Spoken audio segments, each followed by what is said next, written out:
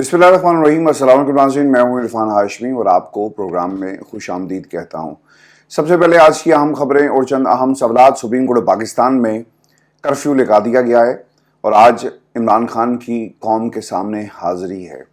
इस पेशी से मुतल्लिक सुप्रीम कोर्ट पाकिस्तान ने क्या ताज़ा तरीन हुक्मनामा जारी किया है, व्यूअर्स इसकी तफसील मैं आपके सामने रखूंगा। और चार्टर्ड जहाज़ तैयार है और इस जहाज़ से मुतल्लिक इमरान खान ने क्या बयान जारी किया और किसको इनकार किया, इसका हाल अहवाल भी मैं आपके सामने रखूंगा। और फिर आपको ये भी बताएंगे कि शहबाज शरीफ वज़ीर-ए-आज़म से माली कैसे बने और ये जुमला उनके लिए किसने इस्तेमाल किया है। लेकिन व्यूअर्स सबसे पहले आपको बता दें कि सुप्रीम कोर्ट पाकिस्तान में नैब तरमीम केस की समाअत है। ये केस पाकिस्तान की सियासी तारीख के लिए हमेशा याद रखा जाएगा, क्योंकि एक तरफ सुप्रीम कोर्ट पाकिस्तान में चीफ जस्टिस, हुकूमत वक्त और पाकिस्तान की इस्टेब्लिशमेंट और वो बेनिफिशरीज हैं जिन्होंने नैब तरमीम से फ़ायदा उठाया। दूसरी तरफ इमरान खान के खिलाफ नैब ने मुतअद्दिद मुकदमात बनाए और इन तरमीम का किसी हद तक इमरान खान को भी फ़ायदा हो सकता है। लेकिन खान साहब ने इन तरमीम के खिलाफ सुप्रीम कोर्ट पाकिस्तान का दरवाज़ा खटखटाया ताकि अवाम को रिलीफ दिया जा सके। मैं अपने रिलीफ की बात नहीं कर रहा, ये मौक़िफ़ है इमरान खान का, और इमरान खान ने अपने ऊपर लगाए गए इल्ज़ामात का दिफा करके और नैब तरमीम को चैलेंज करके ये साबित कर दिया कि ये तरमीम कुछ अफराद को सिर्फ फ़ायदा पहुँचाने के लिए की गई, और अगर इससे इमरान खान को नुकसान होता है तो हो जाए।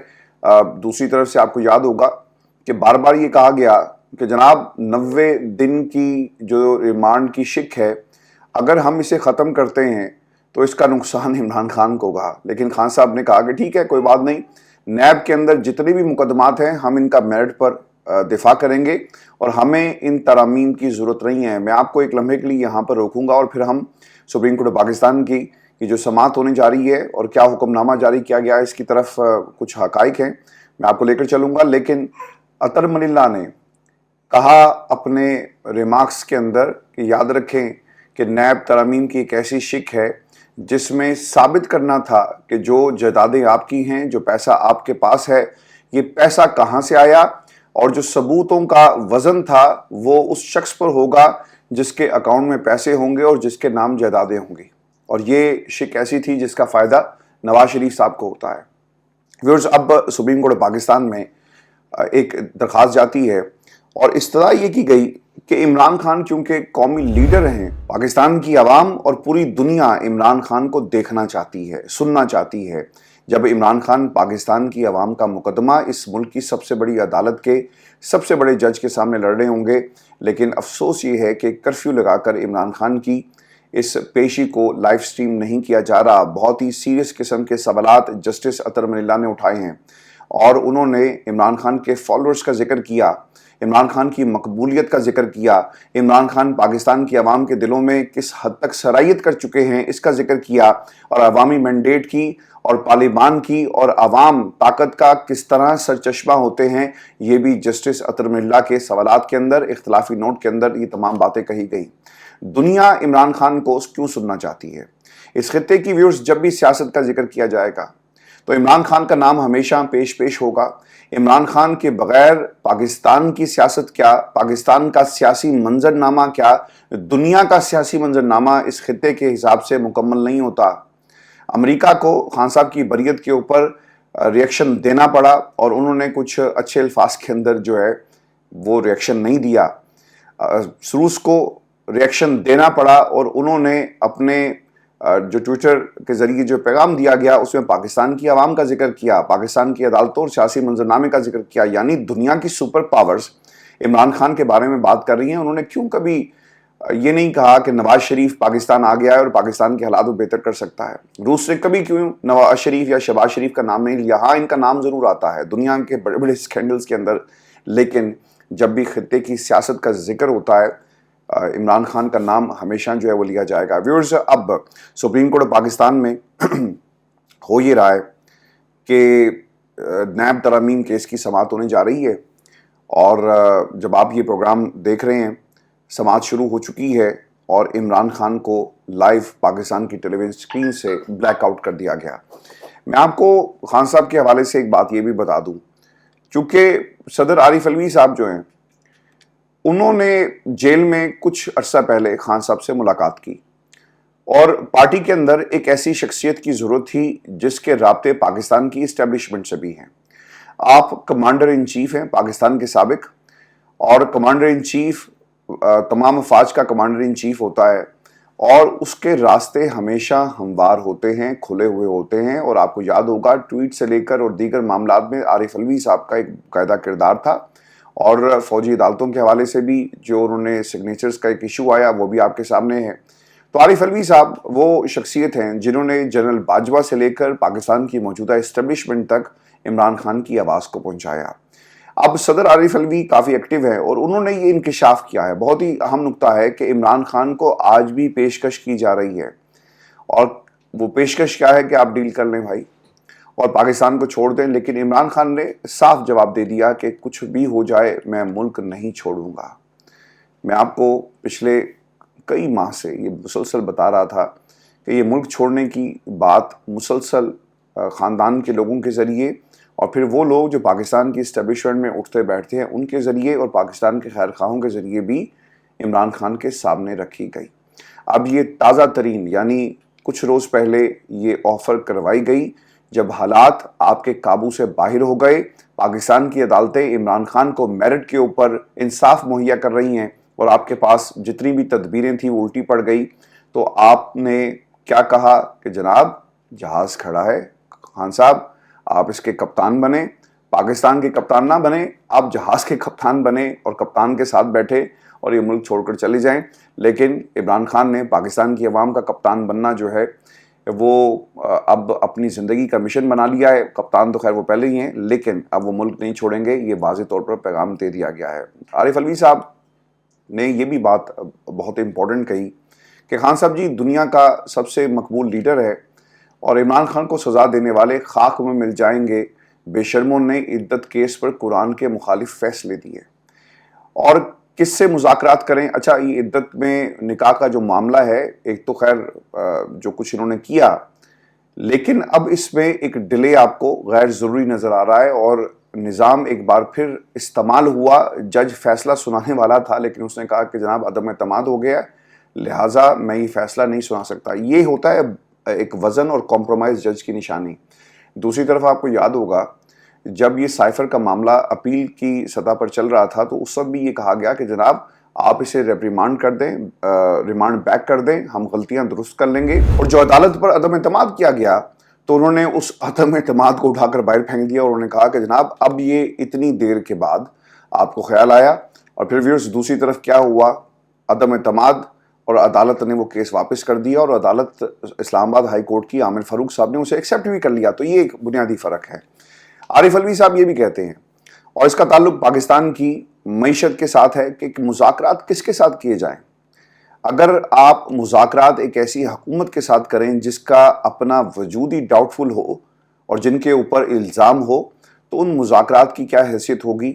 یعنی کس سے مذاکرات کریں؟ کہتے ہیں کہ چارٹر آف اکانومی کر لیں، چارٹر آف ڈیموکریسی کا معاہدہ کرنے والے خود جمہوریت کے خلاف چل پڑے۔ مسئلہ یہاں پر یہ ہے ویورز کہ الزام ہے فارم 47 والی حکومت کے اوپر، اور جب یہ کہا جائے کہ ہم آپ سے بات نہیں کریں گے، جنہوں نے آپ کو جتوایا ہم انہیں یہ کہہ رہے ہیں کہ آپ اپنی آئینی حد میں رہیں اور پاکستان کی عوام کو اس کا مینڈیٹ واپس کیا جائے، تو دوسری طرف سے یہ کہا جاتا ہے کہ عمران خان ہمارے سے بات نہیں کرنا چاہتا، وہ پاکستان کی اسٹیبلشمنٹ سے بات کرنا چاہتا ہے، اور وہ اسٹیبلشمنٹ کو راستہ دکھا رہا ہے۔ بھائی صاحب آپ تو اس راستے پر چل کر اقتدار کی کرسی تک پہنچ گئے، عمران خان تو کہہ رہا ہے کہ اس راستے کو بند کرو اور پاکستان کی عوام کو اس کا آئینی حق دیا جائے۔ لیکن جو شہباز حکومت ہے یا ان کے حواری جو الیکشن میں جیتے بھی نہیں، رانا ثناء اللہ جیسے لوگ، وہ پاکستان کی فیصلوں کی اور پاکستان کی عوام کی نمائندگی کر رہے ہیں۔ یہ بھی ایک عجب ماجرا ہے۔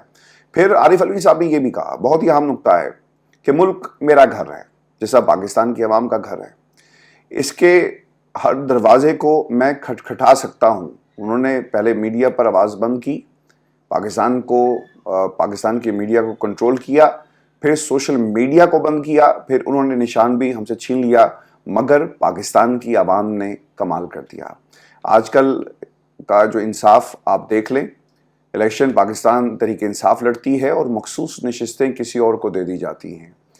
عوام اکثریت میں ہے، اور پھر انہوں نے یہ بھی کہا کہ فارم 47 والے تو 50 آدمیوں میں جانے کے قابل ہی نہیں، ایسے فیصلوں پر شرم آنی چاہیے۔ یہ کوئی فیصلہ ہے؟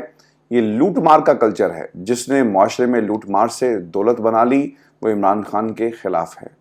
پھر اہم نقطہ، اور یہ اصل میں اس انتقام کا نتیجہ ہے جو پاکستان کی عوام، اور آپ جس پارٹی کو پسند کرتے ہیں یہ آپ کا آئینی حق ہے اور آپ اس سے یہ حق چھین نہیں سکتے۔ یعنی پی ٹی آئی کے ساتھ کھڑا ہونا اس ملک کے اندر ایک غالی بنا دیا گیا، غداری کا نشان بنا دیا گیا، اور ابھی بھی یہ کام جاری ہے۔ عارف الوی صاحب یہ کہتے ہیں کہ ایک لڑکی پاکستان تحریک انصاف کے ساتھ 9 مئی کے احتجاج میں شامل تھی اور اس کی ماں کو گرفتار کر لیا گیا۔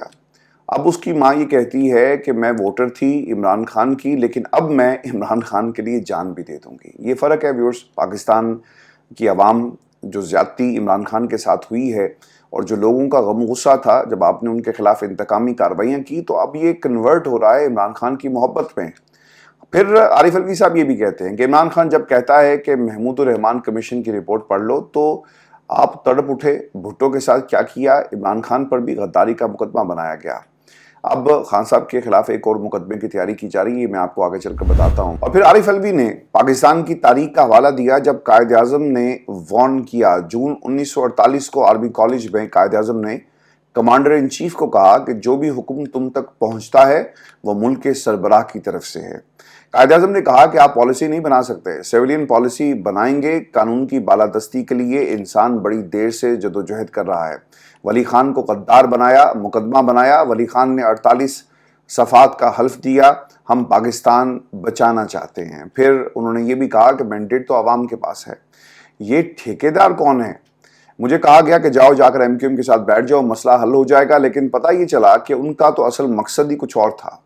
جو فارم 47 والے ہیں یہ تو ٹھیلے والے بھی نہیں، ان کی بھی کوئی عزت ہوتی ہے۔ یہ تو 50 آدمیوں کے درمیان بیٹھنے کے لائق بھی نہیں۔ مذاکرات کی بات کرتے ہیں، کس سے بات ہو؟ گھر کے مالک سے بات ہو، چوکیدار یا باہر ٹھیلے والے سے کیسے بات ہو سکتی ہے؟ سابق صدر عارف الوی نے یہ بھی کہا کہ جو چارٹر آف ڈیموکریسی والا جو نقطہ ہے جی، یہ بہت ہی اہم ہے، اور جن لوگوں نے پاکستان کے جو سٹیک ہولڈرز اس وقت بنے ہوئے ہیں اصل میں وہ نہیں ہیں بلکہ پاکستان کی عوام اور ان کے منتخب کردہ اصل وارثین اس نظام کے بنیادی سٹیک ہولڈرز ہیں۔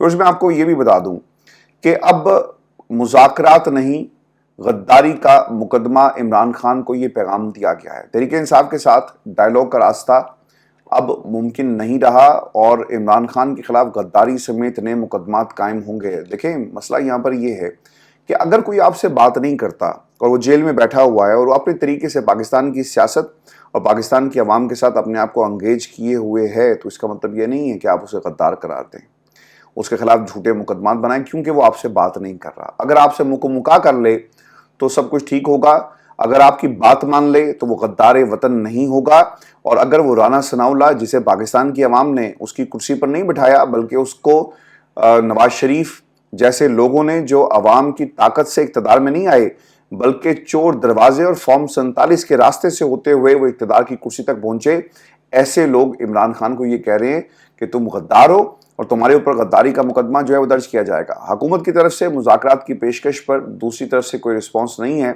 اور اسد کیسر مذاکرات کی بات کریں گے تو اگلے دن اپنی پارٹی سے فارغ کر دیے جائیں گے۔ رانا ثناء اللہ صاحب یہ بھی کہہ رہے ہیں۔ پھر ایک سوال بھی یہ ہے کہ حکومت کیا عمران خان پر دباؤ ڈال رہی ہے؟ بالکل جی ایسا ہی ہے۔ مذاکرات نہیں اب ہوں گے، اور اب آپ کے اوپر مقدمات ہوں گے اور آپ کو اس کا سامنا کرنا ہوگا، جس میں غداری کا مقدمہ بھی شامل ہے۔ وہ پیغام اور دباؤ ہے جس کا شباز حکومت کی طرف سے اب عمران خان کو سامنا ہے، اور مقصد غداری کے مقدمے کو بنیاد بنا کر عمران خان کو ڈرانا ہے۔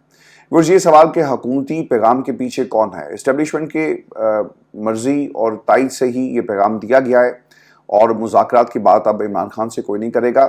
اور اب ٹویٹر اکاؤنٹ سے جو سانحہ مشرقی پاکستان کے حوالے سے ایک ٹویٹ کی گئی، اس کو بنیاد بنا کر عمران خان کے خلاف مقدمہ درج ہونے جا رہا ہے، اور پاکستان کی اسٹیبلشمنٹ اس ٹویٹ سے کافی ناراض نظر آتی ہے۔ عمران خان پر غداری کا کیا مقدمہ بن سکتا ہے؟ اس دلچسپ بات یہ ہے کہ حکومت عمران خان کے خلاف غداری کا مقدمہ اس ٹویٹ کی بنیاد پر بنانے جا رہی ہے جو عمران خان نے خود کی ہی نہیں کیونکہ وہ جیل میں ہے اور پاکستان کی تاریخ کا عجیب ترین کیس ہوگا۔ اور یہ سوال کہ حکومت کو عمران خان کی طرف سے ٹھکرائے جانے کا کیا غصہ ہے، جی بالکل، رانا صاحب خود یہ کہہ رہے ہیں کہ ہم آپ کو پیغام بھیجتے ہیں کہ بات کریں لیکن آپ ہمارے سے بات نہیں کرنا چاہتے، رسپانس نہیں دیتے، تو پھر تیار ہو جاؤ، اب ہم آپ کے خلاف مقدمہ ہی کریں گے، اور یہ ان کے ہارنے کی سب سے بڑی دلیل ہے۔ ویئرز یہ سوال کہ عمران خان کو اکیلے غداری کے مقدمے میں کیا نامزد کیا جا سکتا ہے، جی بالکل نہیں کیا جا سکتا، اس کا ایک طریقہ کار ہے۔ آرٹیکل 6 کے تحت سنگین غداری کے مقدمے کے اندراج کے لیے 2 لوازمات اہم ہیں: وفاقی کابینہ کی منظوری اور ریاست کا مدعی بننا۔ مرکزی ملزم کے ساتھ ساتھ شریک ملزمان کا بھی نشاندہی ان کی کرنا، جیسا کہ مشرف کے خلاف جب سنگین غداری کا کیس کیا گیا تو سابق وزیر اعظم شوکت عزیز کو بھی اس میں نامزد کیا گیا۔ اب اس مشکوک کیس میں مشکل یہ ہے کہ عمران خان کے علاوہ شریک ملزم کیسے تلاش کیا جائے، کیونکہ عمران خان نے وہ ٹویٹ نہیں کی اور جس نے کی تھی اس کا پتہ نہیں۔ رؤف حسن اور گوہر خان جن کو ایف آئی اے نے اس معاملے پر طلبی کا نوٹس بھیجا ہوا ہے، اس کے خلاف مزید کسی قسم کی کارروائی سے اسلام آباد ہائی کورٹ نے ان کو روک دیا ہے، اور اس مقدمے کو بنانے اور پھر اس کیس کو چلانے کے لیے آپ کو بہت زور لگانا پڑے گا، لیکن آپ کی عدالتی جس قسم کے فیصلے آ رہے ہیں اور جو عدالتی نظیریں موجود ہیں، آپ کو سبکی کا سامنا کرنا پڑے گا۔ اور ویئرز آپ کو آخر میں یہ خبر دے دوں کہ ایف آئی اے کا مقابلہ جو ہے وہ ہائی کورٹ سے ہے، اور اس سے پہلے بھی ایف آئی اے کو باقاعدہ طور پر جھاڑ جو ہے وہ پلائی گئی۔ جسٹس محسن اختر کیانی صاحب کی عدالت میں یہ کیس لگا ہوا ہے، اور 25 جون کو پی ٹی آئی رہنماؤں کے خلاف جو کارروائی والا معاملہ ہے، یہ جو ٹویٹ کو لے کر، اس پر کارروائی سے ایک تو روک دیا گیا اور جواب طلب کر لیا ہے۔ جسٹس محسن اختر کیانی نے مشرقی پاکستان کے حوالے سے اور حمود الرحمان کمیشن کی رپورٹ کا جو اس کے اندر ریفرنس دیا گیا ہے اور کیس بنایا گیا اس کے اوپر، اب ایف آئی اے کو ایک تو جی آڈیو لیکس کیس میں جرمانہ کیا گیا جسٹس محسن اختر کیانی صاحب کی طرف سے، اور پھر ججز یہاں تک کہہ چکے ہیں کہ ایف آئی اے کس کی پراکسی ہے، یعنی یہ کسی کے کہنے پر اپنا کام جو ہے وہ نہیں کرتی بلکہ کسی اور کا کام کرتی ہے۔ اب جسٹس کیانی اور جسٹس بابر ستار صاحب کے خلاف مہم جو چلائی گئی اس میں بھی ایف آئی اے کی رپورٹ کو مسترد کر دیا گیا ہے، اور اب ایف آئی اے نے بیرسٹر گوہر اور رؤف حسن سے جو تفتیش کی ہے، اب یہ دیکھنا ہوگا کہ یہ تفتیش کس نتیجے پر پہنچتی ہے، کیونکہ مجھے لگ ہی رہا ہے کہ آپ پریشر تو ضرور بڑھائیں گے اور عدالتیں میرٹ پر دیکھیں گی، اور اگر آپ نے کوئی غداری کا مقدمہ عمران خان کے خلاف بنانے کی کوشش کی تو ویورز یہ دی اینڈ ہوگا اس نظام کا، کیونکہ اس کے بعد پاکستان کی عوام کو جو تھوڑا بہت سسٹم کے اوپر جو اعتبار ہے، جو اعتماد ہے، وہ بھی ختم ہو جائے گا۔ ویورز یہ شو تھا آج کا ہمارا، اپنے کمنٹ سے ضرور بھیجیں، چینل کو سبسکرائب کرنا مت بھولیے گا، اجازت دیجیے، اللہ نگہبان۔